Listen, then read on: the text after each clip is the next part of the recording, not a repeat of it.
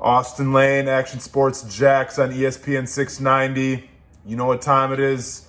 3 takeaways, 3 observations, 3 shots of Everclear after this game because it was a rough one to your rivals, supposedly. And let's be honest, we put the whole rival thing to bed right now because in order to have a rivalry, it has to be interesting. These games have to be competitive and they go back and forth. And let's be honest, when it comes to the Tennessee Titans, as much as it pains me to say it, the Tennessee Titans, they are the big brother. And the Jacksonville Jaguars are the little brother. And that's the way that it seemed to be for a long time. Now, I know the Jaguars beat the Titans last year, but that's an afterthought after this result today. So let's get into it, though. My 3 observations, 12 losses in a row. Let's just get into it. So first observation, my first takeaway. The defense, not good. All right, Derrick Henry, I don't even know the final total, but had a lot of yards. I think over 200 yards today, which is obviously unacceptable. You know what Tennessee's going to try to do, and it always seems like Derrick Henry really gets going towards the later part of the year, kind of in that colder weather. It wasn't really that cold today, but it doesn't matter. It doesn't matter when guys aren't practicing their edge contain. It doesn't matter when guys just don't want to wrap up. It doesn't matter when guys are out of their holes, guys are getting reached on the defensive line. I can pick it apart if I had to, but I'd just be repeating myself because we've seen this this season and we've seen it a lot last season as well.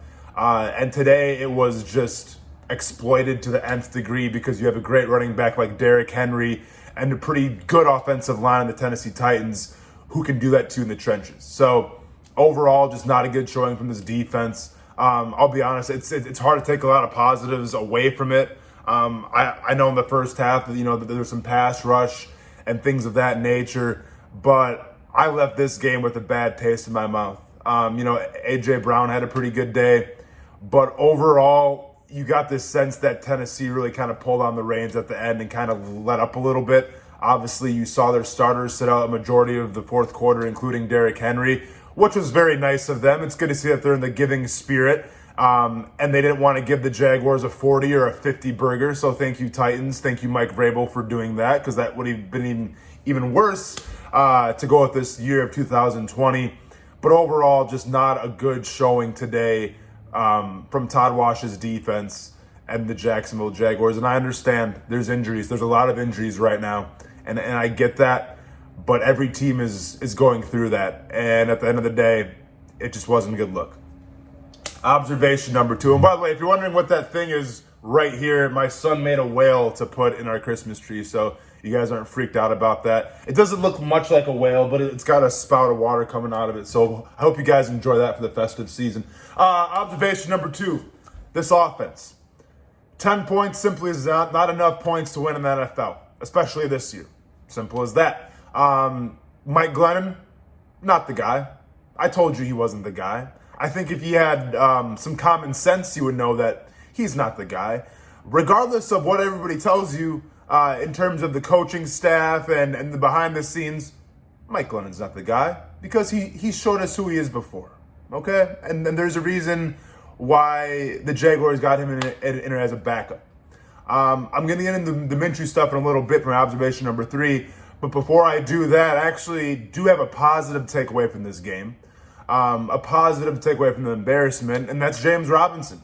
I thought James Robinson, I thought it was a crime. I thought Gruden should have been locked up at halftime for not running the ball more with James Robinson. He had a very limited role in that first half of getting him the ball.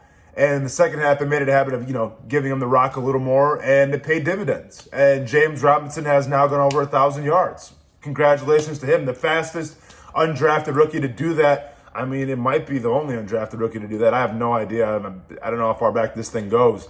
But you can't deny that James Robinson, in a year of disappointment, in a year of underachieving, and of a year of just having, for me to come on this thing every single week and talk about it and just go and fight through the sadness, James Robinson has been the constant, it seems like, the entire year where he gives you something to be proud of, something to take pride in, and more importantly, something to look forward to in the future. So props to James Robinson. Hell of a year. Hopefully he keeps it rolling. You want to see him at the Pro Bowl. I think he's earned it by far, but James Robinson, congratulations, man. Well earned, and hopefully you could obviously get that Pro Bowl nod like you should. Observation number 3, and now let's get into the whole Minshew thing. This is the biggest observation, obviously, of the day. I always save the best for last. So this morning, there was some supposed reports, and obviously I checked my due diligence, and these guys were verified who were reporting this. But supposedly there's some talks around some inner circles saying that Doug Marrone could retain his job. No, absolutely not. And listen, I'm not trying to call for anybody's job here. I'm not trying to celebrate anybody getting fired, because at the end of the day, I don't take pride in someone else's grief.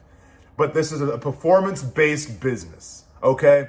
And the track record right now for this team with Doug Marrone at the helm, spoiler alert, it's not good.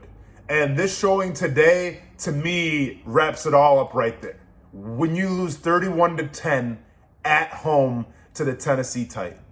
And I understand it doesn't just fall on Doug Marrone, right? They give up a fake punt today. I thought the play calling in the first half in terms of their offense was not good. I think you had a team who saw the Browns and Baker Mayfield absolutely gash the Titans secondary, and I think that the offensive coordinator and Jay Gruden or whoever thought, you know what? You see that Browns game last week? We can do the exact same stuff. That's what we got. The problem with that is you don't have Baker Mayfield. You have Mike Glennon. So you can't do that. So give the ball to James Robinson, hand the ball off a little bit, control the clock, keep Derrick Henry off the field, and see what happens. And that's not what happened today.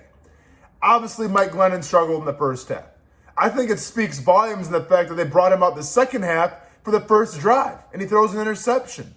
And where I get discouraged and frustrated is, you mean to tell me this coaching staff's going to be retained? Because it's the same coaching staff right now that is telling me that Mike Glennon gives me the best chance to win these football games. And unless my eyes deceive me, I could have swore when Gardner Minshew came out there today, that team had an extra spark in the second half. All of a sudden, James Robinson, though the holes got a little bigger for him. All of a sudden, the enthusiasm, there was a little more.